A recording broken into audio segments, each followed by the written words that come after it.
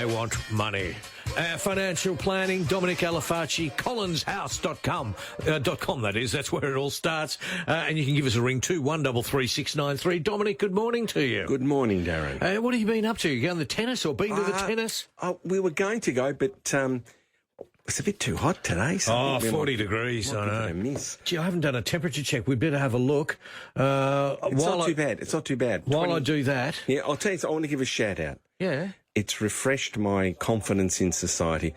The chap that found my wallet at Camberwell last Wednesday, who handed it in, I just want him to make himself known. I want to buy him a beer or a glass of milk or whatever he wants, just to say thank you so much. Oh, isn't that wonderful? Such a nice thing. This little wallet here.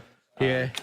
Tiny weeny little one I have, and it just slipped out. And where is it now? You can't find it. Yeah, no, I put it really I've got deep. one too. No, I put it deep in my pocket. That's my little. Yeah, I've got a similar situation. Yeah. Now, what happened with mine? Yep. It fell out of my pocket when I was getting out of the car. Yep. I was with Captain Couples, Peter Couples. Oh, yeah. We were going out for a meal, and I went to grab my wallet and it wasn't there. And I thought, where's my wallet? And I must have left it home.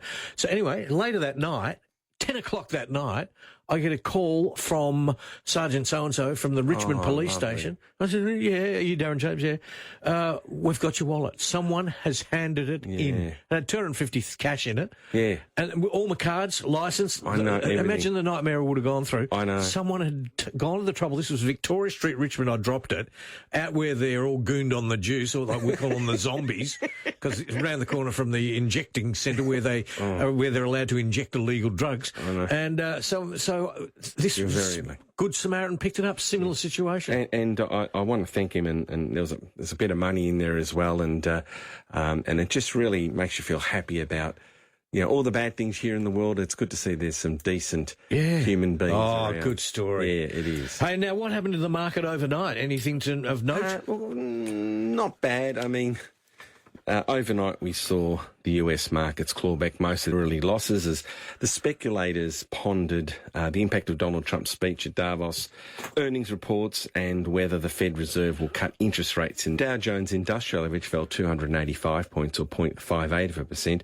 to 49,099, which is pretty high actually. Yeah. Whilst the S&P 500 was basically steady at 6,913, and the Nasdaq put on 65 points, or 0.28%, to 23,501. Across Atlantic, London's FTSE was also steady at 10,143, with the French, German and Italian bourses mixed. Gold put on 1.42% to $4,983 an ounce, whilst West Texas Intermediate put on almost 2% to $60.29 a barrel. And the $1 is higher against the greenback on the excellent news that our unemployment rate dropped to 4.1%, and the $1 is currently buying 65.38 US cents. This, of course, will put added pressure on Philip Lowe to raise interest rates when they meet next on the 3rd of Feb, which is not going to be good. You reckon they're going to go up, do you? I think so, because, we can't get inflation down with government spending too much. That's true. But good on them for getting unemployment rate down. Congratulations on that. That's great news for the government.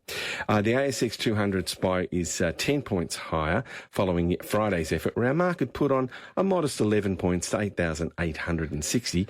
And with the ASX closed on Monday for the Australian long weekend, we need to wait till Tuesday before we open trading. Okay.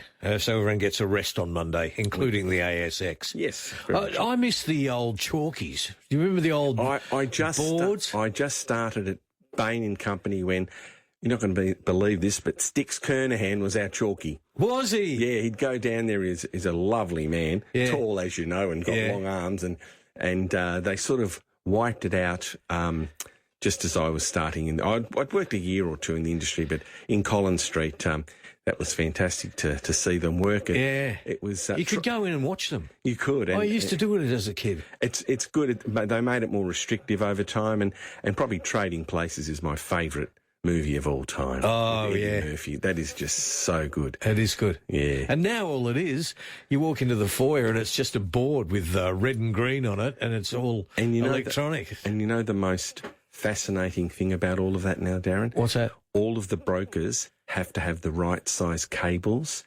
because if someone has a cable that's a little bit shorter or a little bit quicker, we'll say, they can beat the market. Oh, really? So there's all this integrity in the AI in the IT systems, so that no one dealer gets a benefit over the other, because a split second can change. Change the future. Half a cent every 2 seconds is a lot of money. Yeah. Interesting.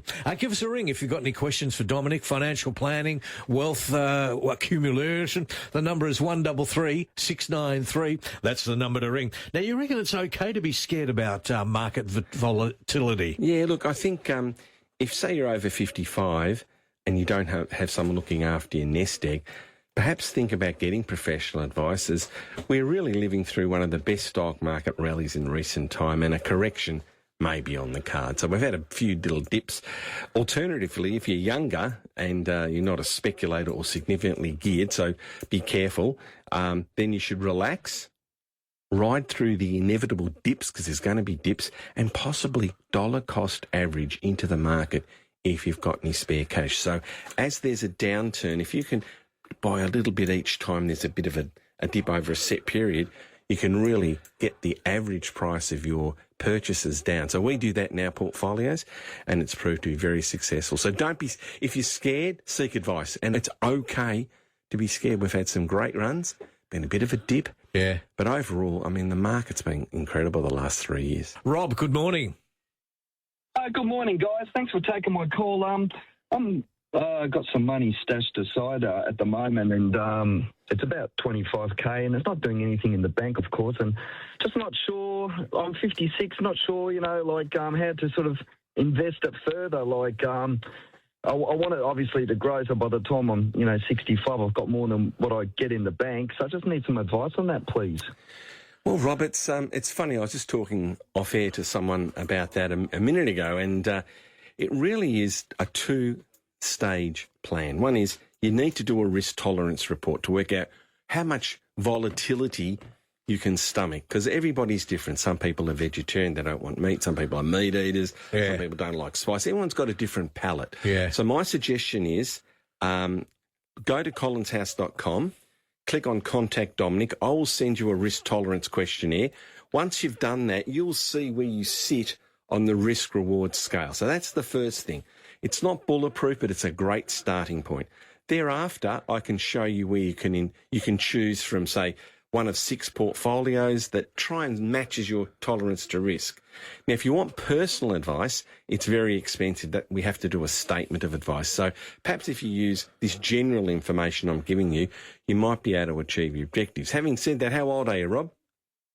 56, unfortunately. Oh, you're young. You're young. Oh, Darren. Only a youngster, Rob. Hey, Darren, wouldn't you like to be 56 again? Yes, I would be. Bloody oath. Okay, so you've got a fairly long time horizon. So I would probably, if your risk tolerance report allows you to do that, I'd go into the high growth area and aim for 9 to 10% over the long term.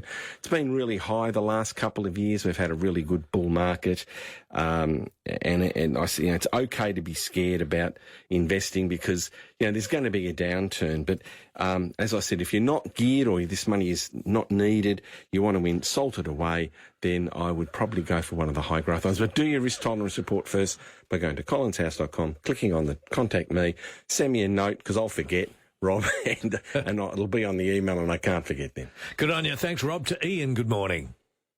Yes, good morning, gentlemen. How are you? Yeah, good. Terrific. How can we help, Ian?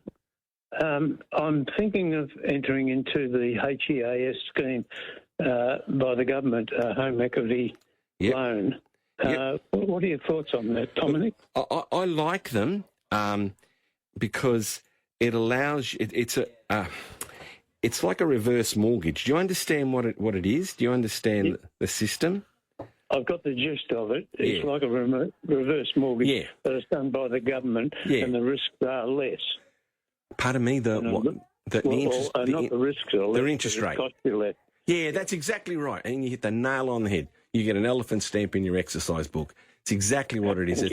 It's because not many people understand it, and it's really good. So basically, what you're doing is you're saying to the government, "Give me some money." And I think it can be twice the age pension. Is that right? The annual amount you get? I can't remember the exact figure. I think it's about that, yes. Yeah, so let's call it 70, 60 grand or 70 grand if you're a couple, or a bit less if you're an individual. And they give you that money and you don't have to pay it back until the last surviving member of the family, husband or wife, passes. And at that time, the government says, well, we gave you this 50 grand, let's say, you owe us $17,000 in interest or $100,000 in interest, however long, if you live a long, long time, it might be that much. We'll now take it out of the proceeds of the sale of your house. Now, I reckon it's a great idea if you need a bit of money. Good on you, Dominic. Thank you very much. Thanks, No worries, Ian. Good luck. To Cecil, good morning. Good morning, Darren and Dominic. I'm in a bit of a dilemma. Yes. I'd like to assist my kids with procuring and getting onto the property ladder. Yep. And the funds that I have is puzzling me because there's two options. I've got my superannuation and I've got a investment property portfolio. Yes. So are there any tax implications depending on which fund or allocation I withdraw from? Cecil, this is a real conundrum. There is the superannuation is the thing you should touch last because Right. it gives you the biggest tax benefits.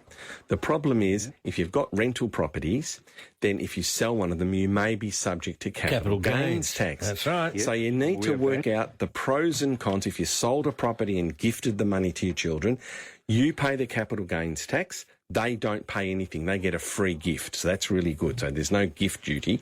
But you have to work out how much you love your kids because you're going to have to give them. Well, you love them anyway because you're going to help them, which is great.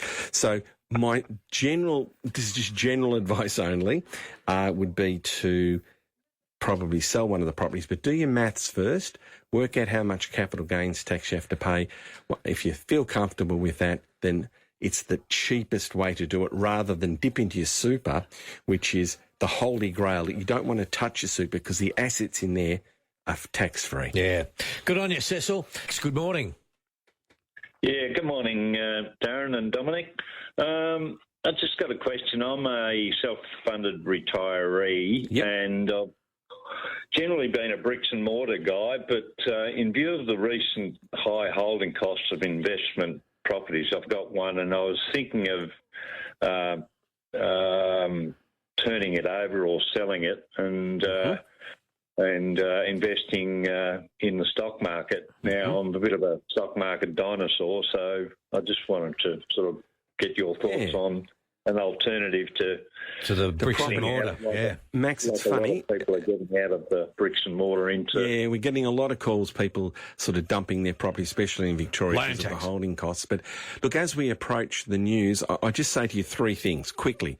One is you need to do a risk tolerance report, which is what I said to the other chap, to find out what volatility you can stand. So please go to collinshouse.com, click on the Contact Dominic, write me a little note. I'll send you this questionnaire. You fill it out. It gives you a nice chart and it says, okay, this is where Max fits on the scale.